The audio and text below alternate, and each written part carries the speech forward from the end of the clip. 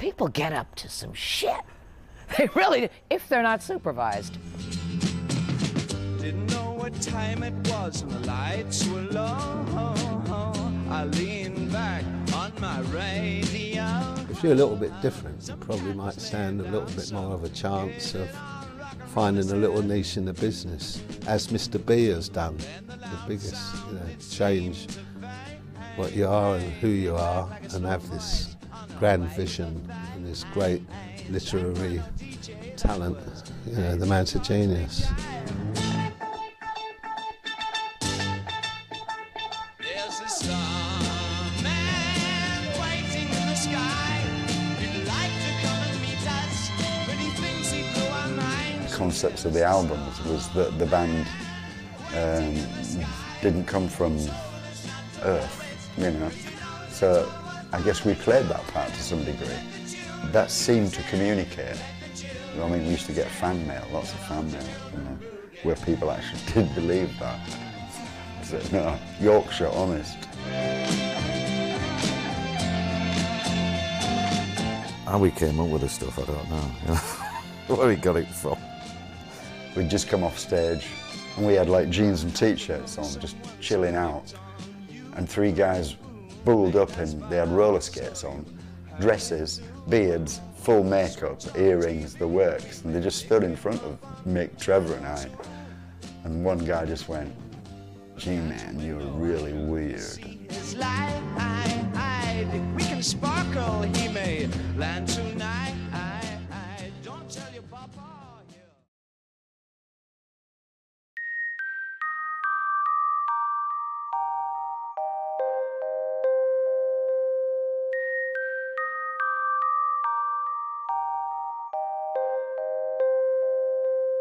I was there to go to college in 1967 to take an HND in marketing and economics. And I was going to the hairdresser at Leonard's, and this big, tall man called Lou Reisner got into this little tiny elevator, and by the time he got wherever he was going in the elevator, he was like really driving me crazy to go to dinner with him or something. And I thought he was an old fart, because he must have been at least, 28 or 29, just an old fart. But he was very smart, and he was the head of Mercury in Europe. So my mother, of course, said to me, "Why don't you go out to dinner with this man? I don't understand." So I did. And the person who I met at dinner was a gentleman called Dr. Calvin Markley. And Dr. Calvin Markley was his A&R man. And I went out to dinner with him a few times while I was at college. And I thought, maybe I can figure out what it is they're doing. Talk about a 2-year internship in promotion and marketing in the music business. He took me everywhere. I don't think there was anywhere that I did not. I mean, we went to radio stations, television stations, all of it. Finally, Calvin was having a problem closing this supposed deal that he had set up for a young artist called David Bowie. And Calvin said to me, okay, he said, "Look, let's see if you're really a promoter now. We've been invited to go to the Roundhouse and see a band called Feathers, which has David in it and his girlfriend and a guy called Tony Hutchinson. You closed the deal with Lou Reisner." What did I care, right? Sure, why not? 17. Of course I will. So we went to see the show. And Hermione was wonderful. She was exciting. David was okay, but he was sort of, there was threesome, and you know how trios are. He was kind of keeping the songs together and singing his part. But it was good. They were interesting. They weren't that exciting, to look at yet. We went to dinner. We met the act afterwards, said they were great and everything, and we went to dinner and I closed the deal.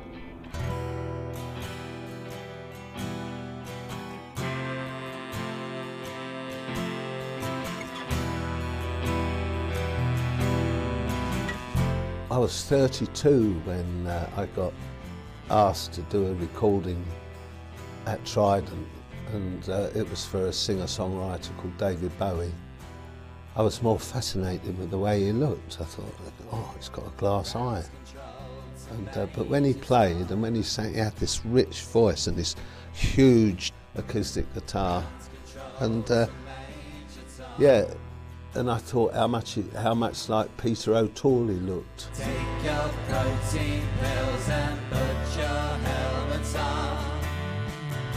I was booked by Gus Dudgeon, who was the producer. Tony Visconti had asked him to produce a record, and it was late 60s, and he booked me because I had a stupid name, and he said, with a name like Herbie Flowers, we've got to be in with a shot here. We probably recorded 4 tracks in 3 hours that morning, and then somewhere else.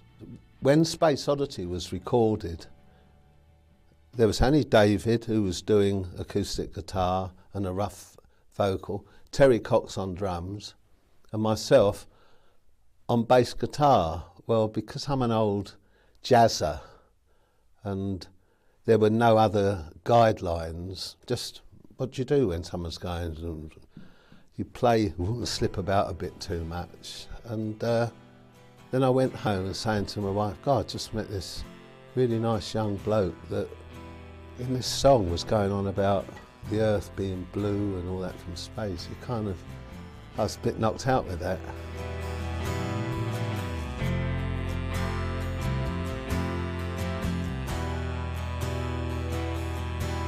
I had heard Space Oddity, Wild-Eyed Boy from Free Cloud, and 2 or 3 others. And I thought Space Oddity was a good song.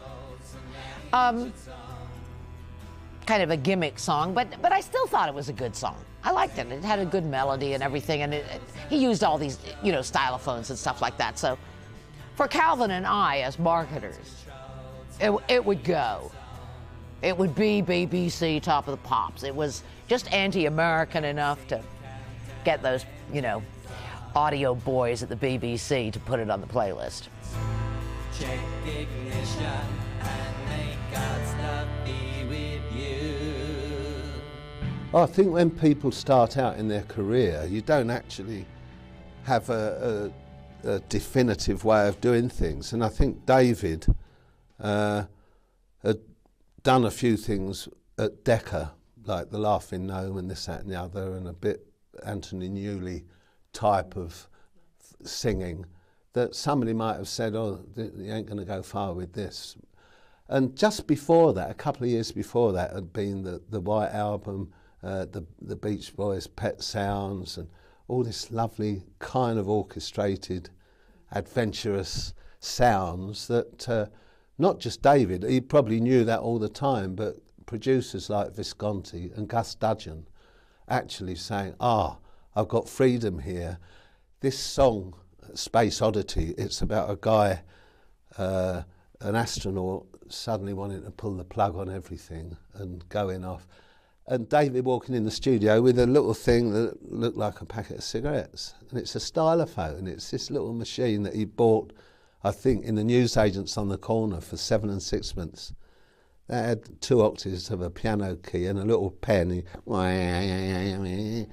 And they used that on the record. What a marvellous opportunity. But you could only use that kind of instrument once. And then you've got to find another sound to be different. Otherwise they say they're copying so-and-so.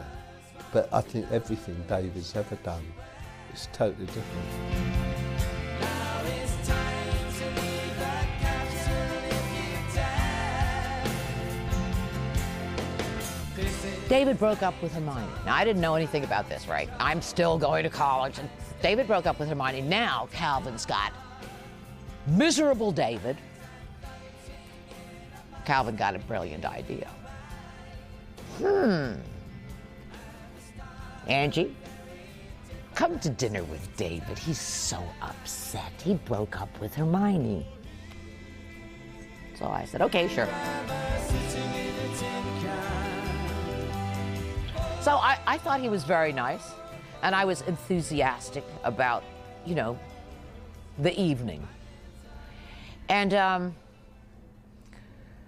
he came and took me out, and then he called me and said he was very, very sick, and would I come down to Beckenham to see him. So I finally turn up there, And he looked terrible. He looked like he was about to die, but his room was exquisite. He'd had the strength to tidy it all, you know what I mean? So what he'd done is he'd set up his whole room like a listening room and got his TAC recorder, and he played me the whole album. I listened to those songs, and then we just started talking and talking and talking. He told me all about the Tibetan lamasery and Dumfriesshire and da-da-da and this and that. Now, you know, bear in mind, I'm a lapsed Catholic at 15. I've been expelled for having an affair with a girl. I'm pretty sophisticated, you know what I mean? I knew exactly what was going on in the world, and this person explaining his life to me, I kept thinking, you just need a marketer, buddy. You need somebody to get this shit out there so they know what you're, you know, and that's basically all I was thinking. I was attracted to him, but I don't think it was really for any good reason. I was bad. Calvin had already had him. I thought, watch this, buddy. I'll slip right in there. And I did. And then I kind of thought, he's not impressed enough.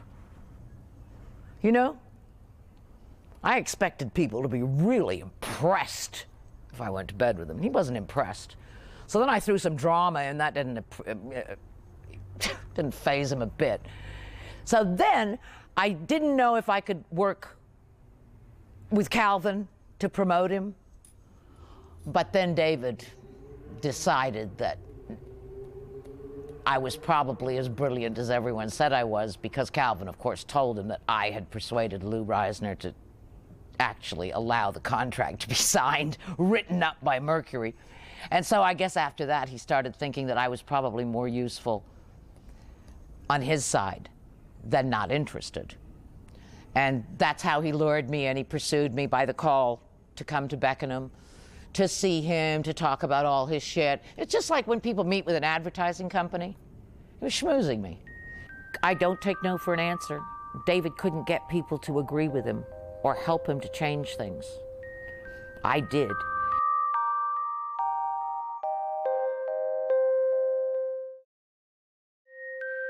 I was in a band called Junior's Eyes, and the leader of the group was a chap called Mick Wayne, who'd been kind of fairly well established, done a few session jobs here and there, and he got called in to play electric guitar on Space Oddity. And Mick did the session. I remember him coming back and saying how he had done this great session. It was really exciting and everything, and David Bowie and everything. And basically, at the time, David was looking around to do some live performance, I think as a sort of a tryout, because he hadn't really, as far as I was aware, didn't have a band to kind of play with him, and was looking around for a group, and Junior's Eyes was suggested as the fact that it was Mick's band really, and so the band was sort of promptly hauled into the studio. That was the Trident Studios in St Anne's Court to cut some tracks with him.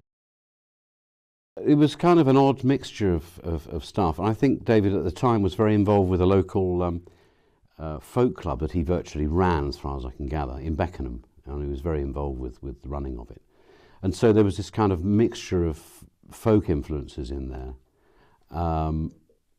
and a whole lot of other stuff as well. It was quite, and I think people basically didn't really know what to make of David at the time. He was he'd come from this, slightly theatrical background. He'd done his mime thing with Lindsay Kemp and stuff, and studied that. And he'd also had his kind of Anthony Newley phase of the Laughing Gnome. And so I think he probably he hadn't sort of found his niche at that point. And so there was kind of a varied assortment of material there. It's quite a mixed sort of batch of stuff.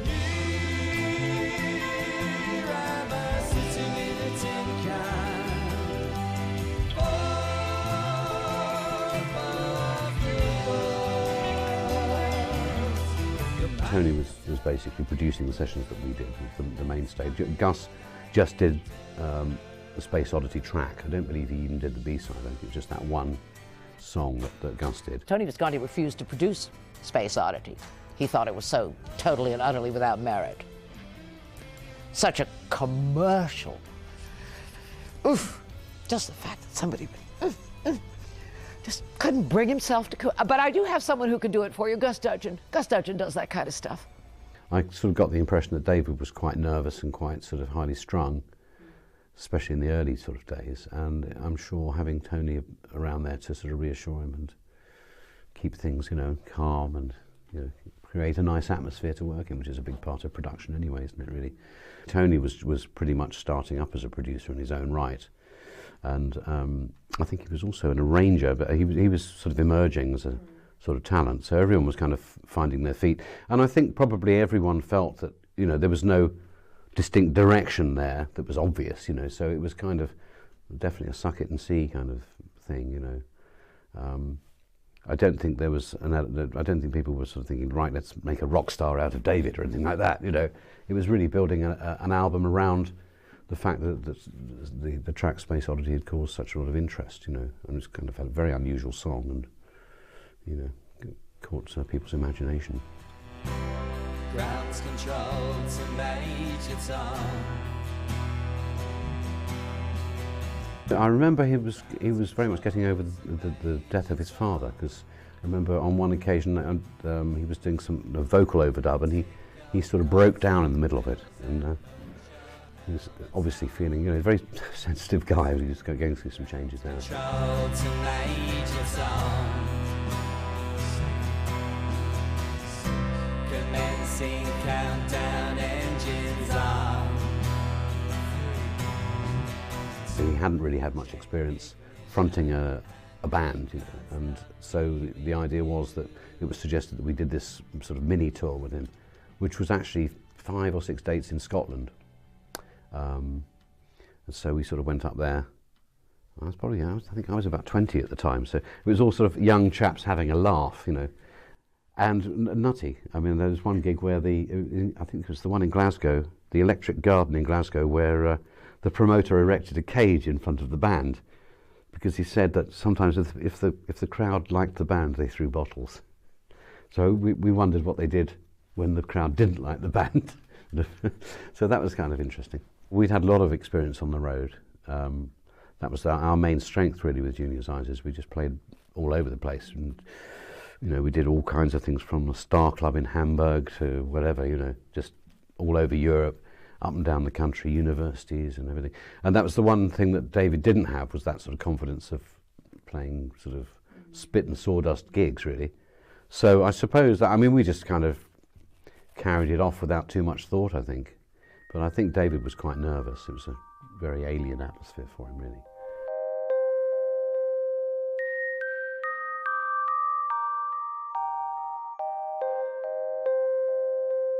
Our very last gig as Junior's Eyes was at the Marquee Club, and we supported David Bowie, and most of the band got up and played with David after we'd played a set, and that was called The Hype. It went on to the name of The Hype, but in actual fact it was the only gig we ever did with that lineup, and that was John Cambridge on drums and myself on guitar, Tony Visconti on bass, and David on, you know, rhythm guitar, acoustic guitar, and vocals, obviously.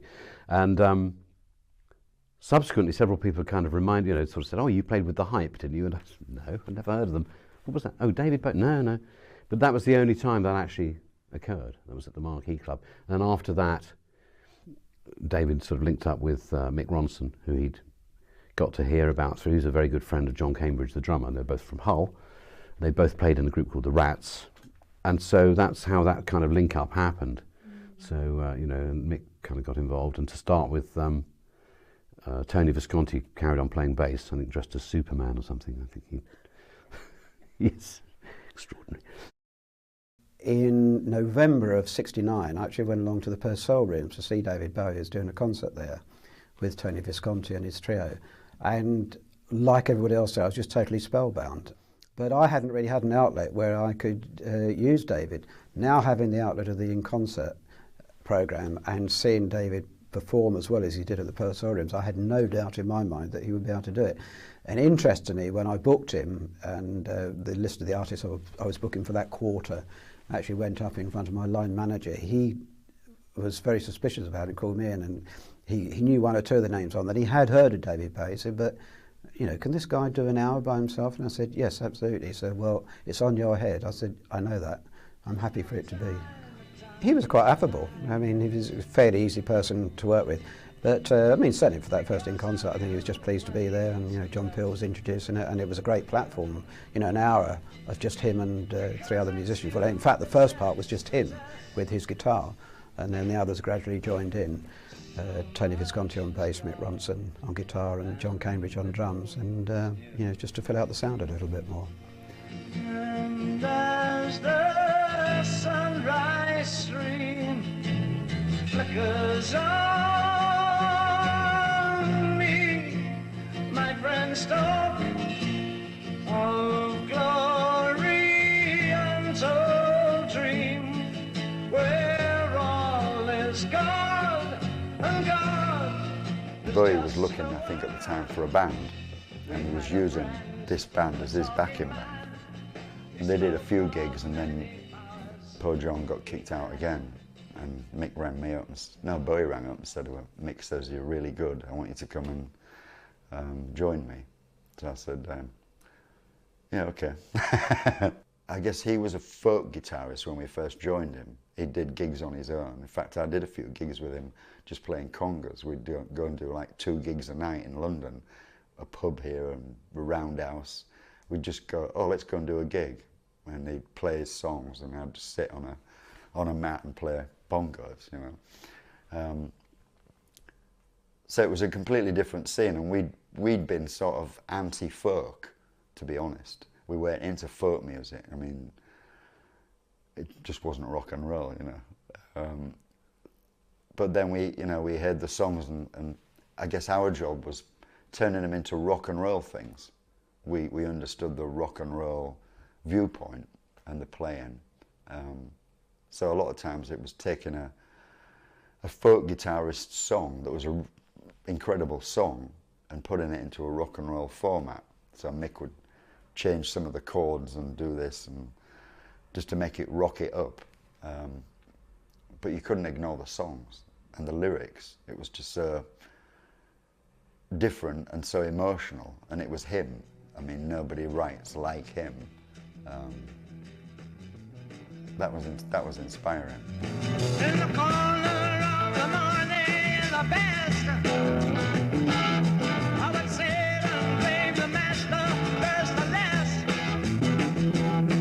All the roads were straight and narrow, and the prayers were small and yellow, and the rumor spread that I was aging fast. Man Who Sold the World album with Mick and Tony Visconti on bass. That was the start, really. That was the start of, I guess, really getting used to Bowie's writing, and some of the strange chord sequences and time signatures. Just getting familiar with how he wrote. It wasn't what you normally expected. We'd come up through sort of blues, a little bit of Tamla Motown, into early Zeppelin, and very much into Hendrix and Cream. So our basics in music was in that area. So on that first album, we got it out of our system. You know, it was like, oh, I'd love to play a drum fill like that, and it seems to fit this song. So it went in there. So for us, that was the first time in a studio, Mick and I. They came back to Hull after making that album and doing a few gigs with Bowie, and they decided they didn't really want to play anymore with David. And they wanted to form a band, and they needed a bass player.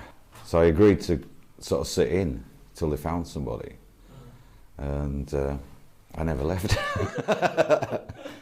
And I finished up joining in the end. You know, it was such good fun, you know, they're good musicians and stuff, that I finished up joining them. And then one day we got a phone call from Bowie, and he called Mick and he said, would we go down and do a radio show, the John Peel show? And I wasn't supposed to play bass. I was supposed to, Ebbie Flowers was playing bass. I was just going to go down for the ride. So I went down with them, and we got there on a Sunday afternoon, and first time I'd ever met David at Hull and stuff. And I went in there and he had Woody set his kit up and Mick set his guitar amp up, and then all of a sudden all these mates of David's appeared that were going to sing backing vocals and sing with him on this John Peel show. And then all of a sudden Bowie turned around to me and says, well, are you going to set your bass gear up then? And I said, what? I thought Abbey Flowers was doing it, you know. And he said, no, Abbey can't do it, can you do it? So I said, all right, yeah. So we spent about 2 hours rehearsing, and in that period of time I had to learn 12 Bowie songs. And some of them were off Hunky Dory, which nobody had ever really played before, you know, so it was quite nerve-wracking event to actually get that many songs off for a radio show. Plus I'd never played on radio before, so I was really nervous. Plus I'd never met any of these people, you know. And that was my introduction to David. And of course we went and did the John Peel show the next day. And from then on, I think it was the following week, we did Hunky Dory.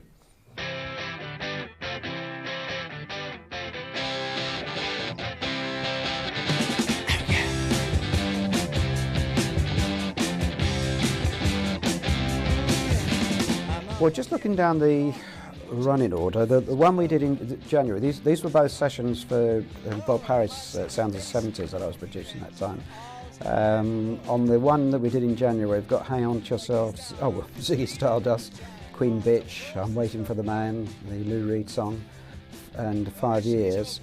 The interesting thing about those sessions, actually, from my point of view, is that we did them in the morning at our Maid of Our Studios. Now, normally one would avoid like mad getting rock bands in to do sessions in the morning, because you know, probably would have been travelling overnight from some godforsaken part of the UK.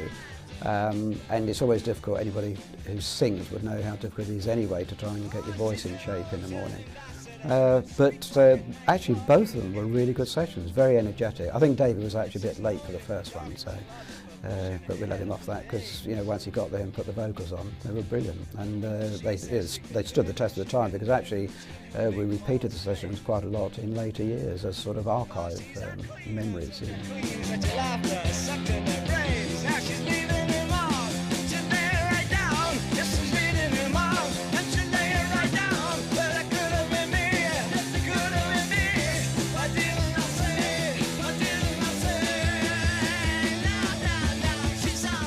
Well, with Hunky Dory, I mean, I'd already rehearsed like 4 or 5 songs doing the John Peel show within that 2-hour period.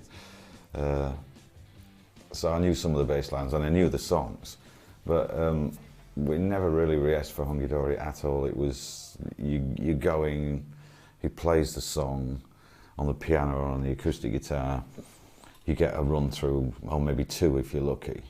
And then you start taking, you know, I mean, there goes that red light, and you have to get your bass lines together and stuff, and it's got to go down, you know. I mean, Hunky Dory took about, I think it was 2 weeks to make. Working with David was different. It was, you know, sometimes a matter of keeping up with where he was going. And I mean, he had a knack of not knowing anything about studios, which he didn't. I don't know if he does now. And he'd see an accordion or a trumpet or some instrument that the band who'd just been recording had left behind. And we'd be saying, this track needs something else. And he'd go, oh, I know what, let's use the accordion. And we would be going, oh, you're joking, that won't work, that doesn't fit. And he would do it and mess about with it, and it would work. And like nobody could see it. Nobody could see, obviously, what he could see to do with it, which was quite odd, because sometimes you were convinced it was a waste of time. We went to the pub together, we went to restaurants together, we did everything. You know, when we first started gigging, before we did, even before the concept of Ziggy had come up, we were out doing some pub gigs and stuff, and Bowie had an old Rover, and we'd sling all our gear in the back of the Rover, and we'd all get in the car and he'd drive off to the gig, and we'd play the gig, and then we'd all drive back to Haddon Hall. So it was like a band thing, you know, it was a band, except that he was David Bowie, you know, and we were the band with him, behind him, you know, so it was all done together, it was all We did everything. Everywhere we went was together and stuff. I think he liked that because he'd been on his own for so long as just a solo artist doing acoustic stuff, that to have the band around him all the time, he could bounce off us, you know, which was great for him, and it was great for us. To the seats with the clearest view, and she's hooked to the silver screen. We all lived in one house at that time, so you know, you'd wake up in the morning, grab your coffee, and David would just be starting pretty things, and you'd think, oh, that sounds interesting, that's got my ear. The next day he'd call me in and say, oh, I've finished that track, and he'd play it. Well, that's good, you know. And sometimes it would go, well, let's go in the studio tomorrow and put that one down. So he'd go in, but he'd already been working on another one. So he'd get all set up, ready to do that track, and he'd say, oh no, we're not doing that one. We're going to do Kooks or something. And he'd go, what? We don't know that one. Oh, didn't I play you that? I'll play you it now. So you were ready to record. He would play the song, and Trevor and I would be going, was there a medley? You know, how many choruses? What does it go out on? You know, what's the, you know? And so we were really in touch with each other during the actual take. You just did it, you know, you had to. You were on the edge. I mean, especially because I didn't really know him at that time. It was like I'd only known him a couple of weeks, and I was working for this guy, and he wanted things done this way, but he wanted it done quickly, and it was quite nerve-wracking. And we never went to 3 takes on any stuff we ever did with Bowie. It was usually the first take of a number that we didn't know, right? Or if something messed on that one badly, then 2 takes. Some did go to 3, actually, but very, very rarely, and we never went to 4. But it was good because it put you on an edge.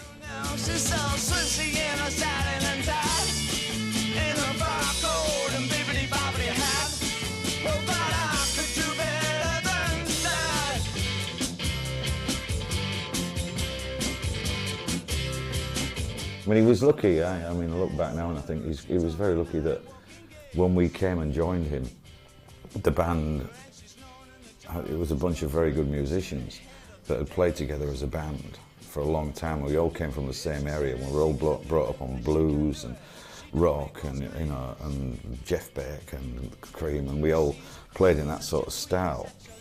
And with the band being so tight as it was as a band, when we joined him, we played very tight together. We knew what each other was going to do. We knew how to play together as a band, and we used that on his songs. And I think that's what worked so well with him, was the band behind him.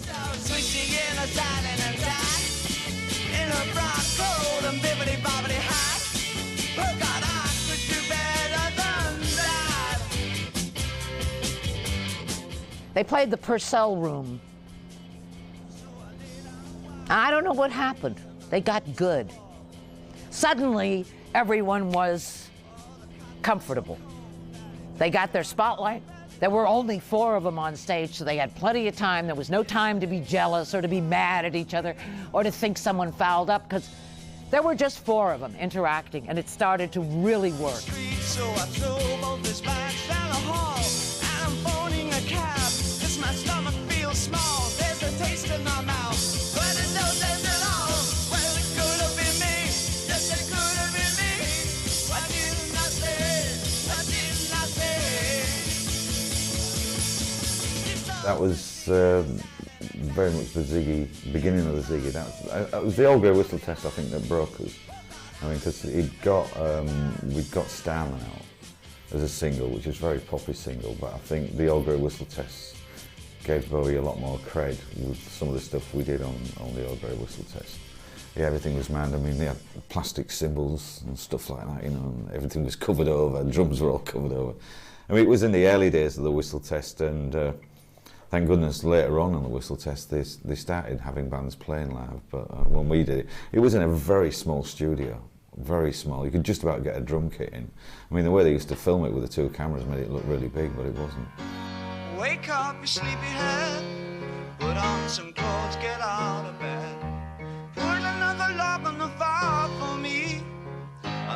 breakfast and coffee.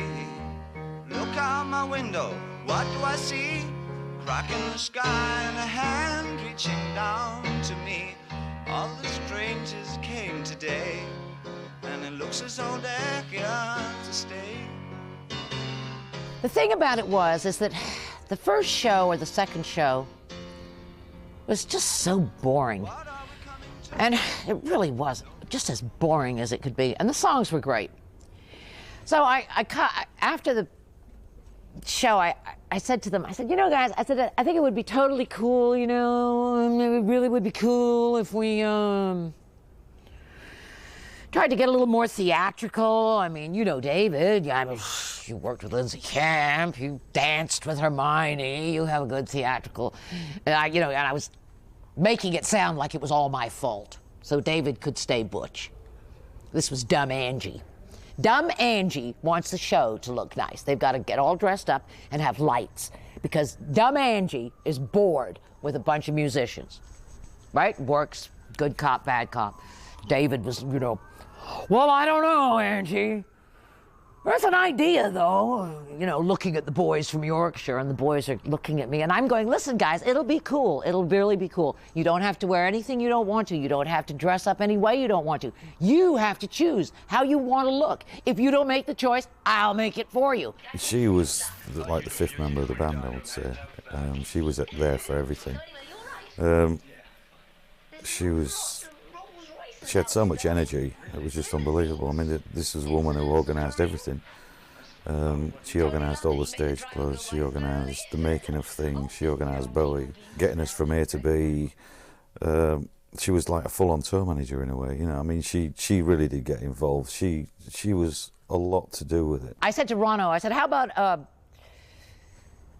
he always looked beautiful. You know, his shirts, his mom just kept him immaculate. His shirts were starched and perfect, and I knew that's how he liked to look. And I said, well, Ronno, how about a suit? You know, some kind of... Well, I don't want to look ridiculous when everyone else is wearing costumes. I said, well, how about a gold lame suit? Oh, I don't know about that, Angie. That's Elvis, innit? I said, come with me to the shop. I've seen one, it's gold, but it's not lame. It was like tiny, tiny, thin corduroy, but gold, I mean, shiny gold. Ronno loved it. Ooh, I look fabulous in this. Don't you know you're driving your Let me say it again. You gotta make way for the homo superior. I mean, when I met him, when I first joined the band, when he came back to Hull, he'd just taken one of his levels in music, at the music college, and he just passed that. I think it's level whatever it is, 10 or whatever, and he'd just started writing a bit of music. He's practicing it. And of course, when we did Donkey Dory, Bowie says, "Well, why don't you write the strings?" And it was like, "Oh God." he spent many a night up late sweating. Oh, you pretty things. Don't you know you're driving your mom and papa's insane? I mean, it was just have a go, you know, if you fancy having a go, have a go at it. I listened to many a Still a Black record, I remember that. Stealing string parts of Still a Black. You gotta make way for the homo superior. It's perfect to me, you know. I mean, I love Hunky Dory as an album. It's my favourite album out of all the albums I played on. I think it's a great album, and it's just got some magic about it. That's you can listen to it anywhere, at any time, and it lifts you up. It's great. What we thought would work had worked, and we had the mixes back in Trident Studios in London, and it was just like, whoa. It wasn't even that it would sell, or it would, you know, it was more, it worked for us. We thought it was good. And then later on, when you listened again, you thought, it's very different, so it'll either really go or really bomb out, you know. Luckily it went. Yeah, I've actually got my running order from the second session we did in 1972, with David. Just here I've got little who was on what and which vocals we would overdub and so on. And while we're in the middle of doing, I think maybe doing a guitar overdub or something, David actually drew, I don't know whether you call it a cartoon or a picture, on the bottom of my running order. And there it still is to this day.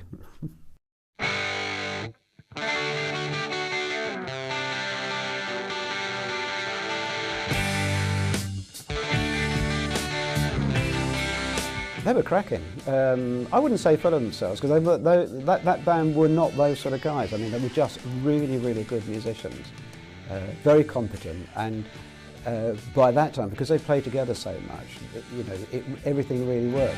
Ziggy played guitar, jamming good with Weird and Gilly, and the Spiders were Mars. Well, he played a left hand. If you consider how far he'd already moved on in '72 from what the sort of material he was doing in the mid-'60s, it was pretty obvious that he had the capability of moving on yet again and sort of taking any other movement in his stride. And of course he had a look around. I mean, who actually started glam rock, I wouldn't like to say. I'm going to leave that for other people to say, but you know, he looked at it, thought, yes, I'll go with that. And he just stayed in glam rock long enough, you know, before he could see it was going sort of down the hill, and you know, didn't go down the Gary Glitter route or anything like that, and moved on to something else. And it's the clever artists that do that. You know, the glam thing had started to happen with Matt Boland and stuff. And the music industry had gone through the blues stage, you know, the Beatles, the Stones, and it went into this blues stage with bands like Cream and that coming through, and the rock, and you've got the Deep Purple, and you've got all that, which was okay for the heavier people, but for the younger kids and that, there really wasn't anything except poppy records. There wasn't anything you could like. There was no hero, superhero for them. You know what I mean? There hadn't been any for a while. And when Bowie came along with Ziggy, who was a superhero, really, they latched onto that superhero. You know, I mean, they came to see Ziggy Stardust, not David Bowie.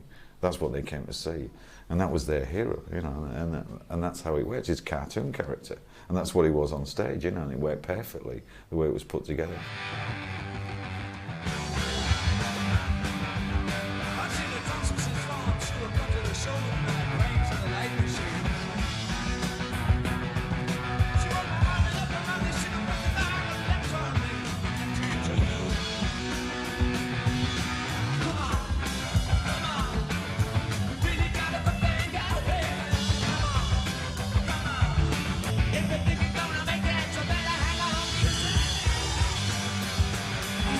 Not only kids, it was right across the board. Musicians, grown-ups, everybody loved the music. The songs were great. Everything about it was great. You know, the stage show was different than anybody else had ever seen. And I think that's why it just went bang. We filled a gap somewhere.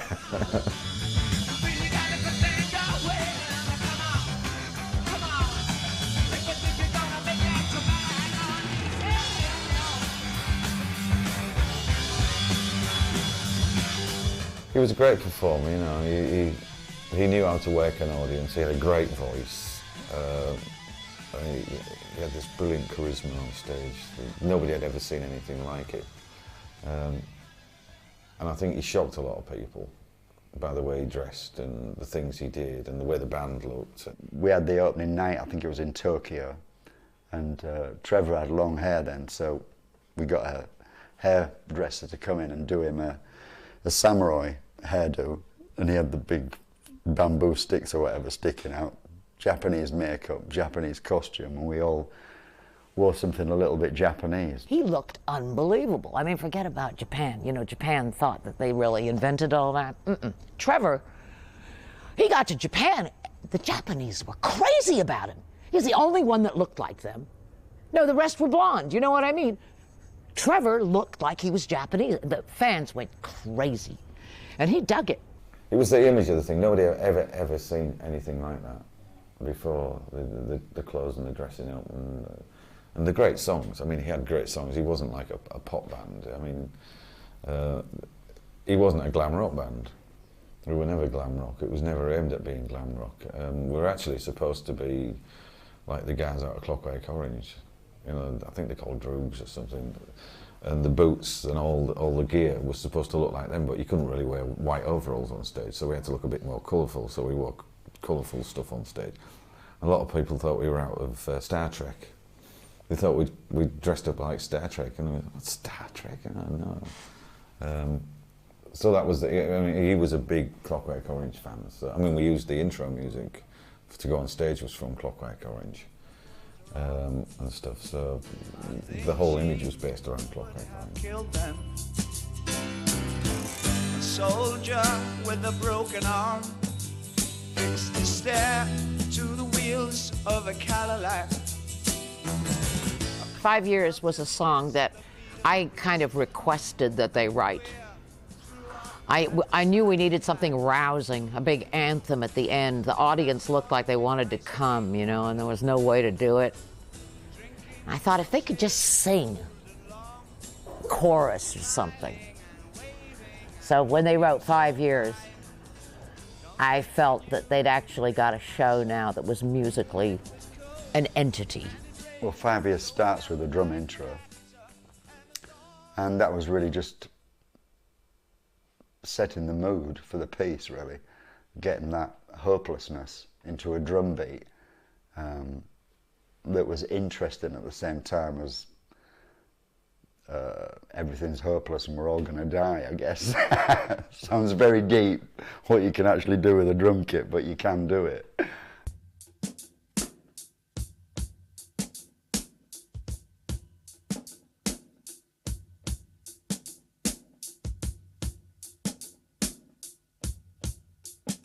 And then the idea was to stay on that.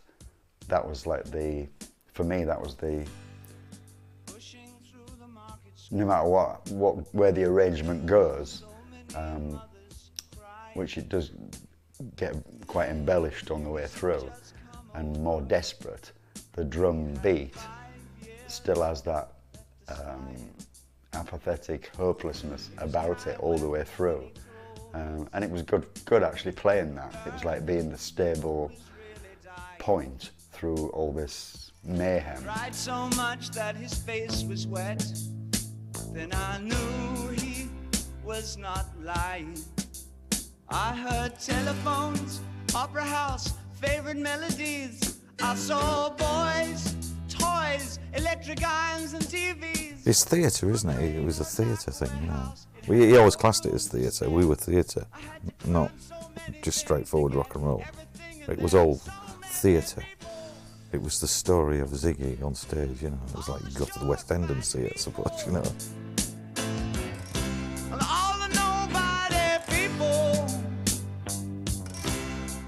We toured America with Ziggy. The first American tour, we went out there for 3 months, and we did, I think it was 12 concerts in 3 months. We started off playing in a little place in Boston to, I think it was 200 people. And then we just went down to New York. We were there for 2 weeks, and we played at Carnegie Hall in New York. And then we went to Florida for a week, and then we went to LA for a week, and then we went to San Francisco for a week. And it was like a publicity tour. There weren't that many concerts. But we played this place in Boston to 200 people, and I always remember Tony DeFries saying, when we come back, there was a big hall next door that held 10,000 people, and we were playing in this small one that held 500. He says, we'll play that hall at the end of this tour, we'll play in that hall. And we did, we came back and did 2 nights, sold out, 20,000 people. And it was, we weren't a band that was going around like trying to sell ourselves by doing gigs. It was just the publicity that he was getting and stuff, and it was being written about in the press. That's all it was that tour. It was great. I mean, we stayed in the Beverly Hills Hotel, we stayed in all the best hotels in New York, and everywhere we went, it was like, you know, it cost RCA Records $1 million. They lost $1 million on that tour. But it worked. You know, it got him off the ground. There's a starman waiting in the sky. He'd like to come and meet us, but he thinks he'd blow our minds. There's a starman waiting in the sky. He told us not to blow it, 'cause he knows it's over what he told me. How could he have been so important when they didn't sell any records? because Tony DeFries talked RCA out of the tour support that helped keep them going long enough for the record sales to catch up. So it wasn't that they weren't good or anything like that, or that they couldn't sell records. It's because the audience had to catch up and grow up and understand what was going on. There was about a 2-year lag before they started selling. But to give RCA credit, and Tony DeFries, he kept RCA interested in paying, and RCA kept paying, and they were very kind. Get a woman.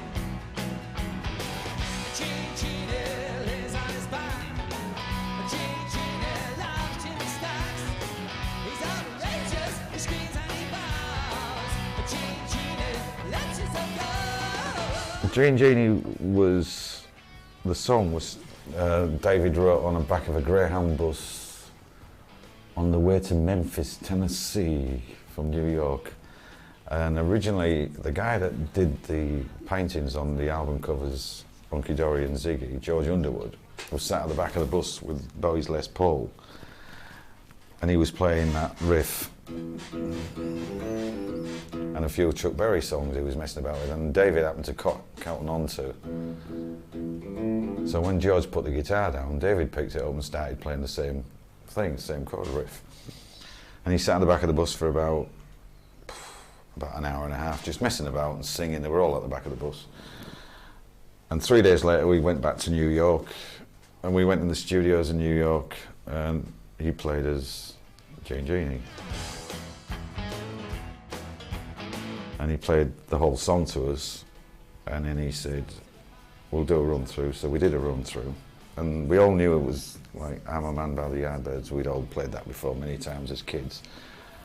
And then we had one go at it, and we didn't keep that take. And then we had one more go at it, and that was the take we kept, which if you listen to on the record is where I actually make the bass mistake that's so famous that everybody points out to me, where I go down to the B too early. But it fits, so we keep it. And I still today, if I play that song, I still play that mistake, because everybody says, you've got to play that mistake, you know, you've got to play that mistake. So it was kept, it was done in one go, and everything was kept, the guitar solo, and I remember we started, I think it was 11 o'clock, by 12 o'clock it was all finished and mixed. And a week later it was #2 in the charts in England. It was the fastest single ever recorded, I think.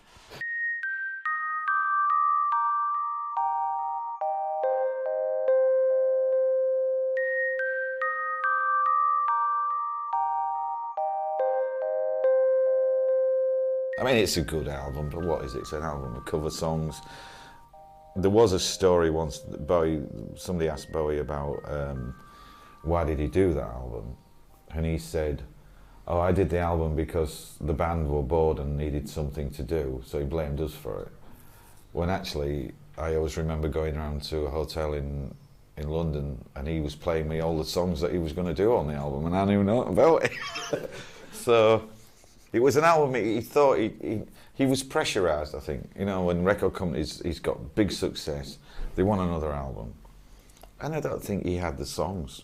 He'd been out on the road touring, and I don't really think he had the don't think he had the material, I don't think he had the direction, where to go, or anything. And I think it was, how can I fill this gap quick? And he picked some great songs, but it wasn't a Bowie album. It was a cover version album, and the last thing people want when you're riding on the high of Ziggy and Aladdin Sane is for him to come out and do a cover album. You know, they want new material. It was pretty not a nice ending to such a great time. You know, it still gets me today. You know, I still think about it and think, you know, if we'd have just done this, you know, never mind without David or whatever, but if we'd have just gone on and done something else and carried it through a bit further.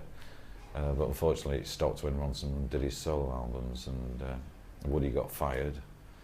And I sort of did this album with Ainsley Dunbar, but the heart had gone out the band then. You know, I mean, Ainsley Dunbar's a great drummer, but it's not Woody Woodmansey. You know, you lose a member of the band and it changes. You know, you take a member of the Who out and put another member in, you know, the original. It's never the same. It's just not quite exactly the same. Of all the shows on this tour, this particular show will remain with us the longest because not only is it the last show of the tour, but it's the last show that we'll ever do. Thank you. And 1 minute we were doing the show and everything was going fine, you know, and the next he was retiring and the band was fired. We were treated very badly. I mean, even Angie Bowie quotes in her book that me and Woody never got any of the money that we were supposed to get and that we deserved. We were left without anything, you know. I mean, I blame a lot of that, in a lot of respects, on the management. You know, we were promised, because the whole thing had grown up at Haddon Hall, the whole thing had started at Haddon Hall, and we'd all been involved together. Okay, David was the artist, but the whole thing had grown together. The band and him had made that into what it was. And so we were promised a percentage of what was in. And David would always say, oh, we're all going to be really rich, you know, after this, because we'd started to make it. He said, we're all going to be really rich. Don't you worry, we'll all be fine. And of course, when it came down to the breakup of it all, he was gone, and you couldn't find him anywhere. And of course, Tony DeVries would say, well, I never promised you anything. So you finished up penniless. And they finished up earning, well, DeVries finished up earning lots of money off it. And they weren't interested. I think that the one thing that really hurt was, you know, they just weren't interested in your welfare. After all you'd done, and because we did play a big part in that, and after all we'd done, and after we'd built up that we were all going to be really looked after, and you know, we all had families and kids, and we'd get a house and car, and you know, we could look after our children and all that, and then at the end of it, you finish up on the dole. You know, which is crazy.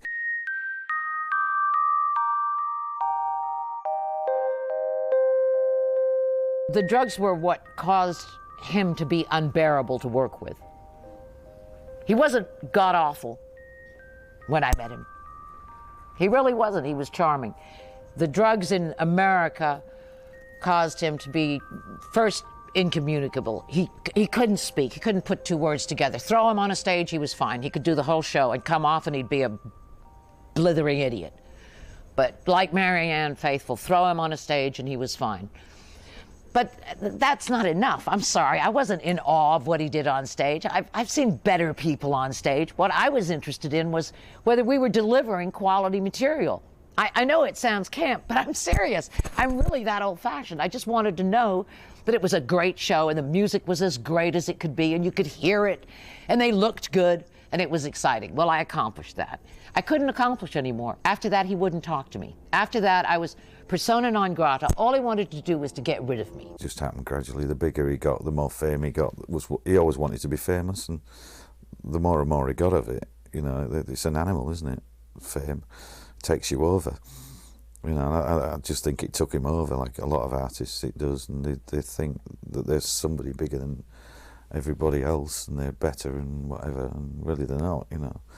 And it engulfed him, did stardom. It turned him into a different person that I'd met in the beginning. You know, I mean, I think he's back to how he was before, you know, now, or has been for many years most likely, but to go from being sort of known to being a huge star, it's I mean, it's hard work, is that? It must be tough. I mean, generally I guess it was fun as well, above everything. You did your job, you did what was wanted live and everything else, and you had a good time. It's like that thing of the happy times are getting there, not necessarily when you get there. You know, when you look back, you realise that they were the good times, and you didn't sort of notice the really good times because you were going through them, thinking the good time was at the other end. But you get there and look back and you go, no, that was a good time, you know. And even sleeping in a sleeping bag on his landing in his flat, which is where we probably slept for about a year. The whole band were in sleeping bags, you know, doing the first albums and that. And at the time you think it's rough. You look back and you think, no, it was actually cool. We got up, had a coffee, went down and played drums straight away and jammed, and then had breakfast, and, you know, it was good. It was a good scene, you know. I can't say I would change anything. Maybe the ending, but the rest of it was just, it was superb, you know. It's part of my career. It's the highlight of my career in a way, you know. I mean, Ziggy's a brilliant album. That it's not my favourite album, but it's a great album that was, I think it was voted best album of all time for like 15 years in Billboard, and I played on it. From playing in Hull in pubs and clubs to doing that, it's tremendous. You know, there's not many people get that chance.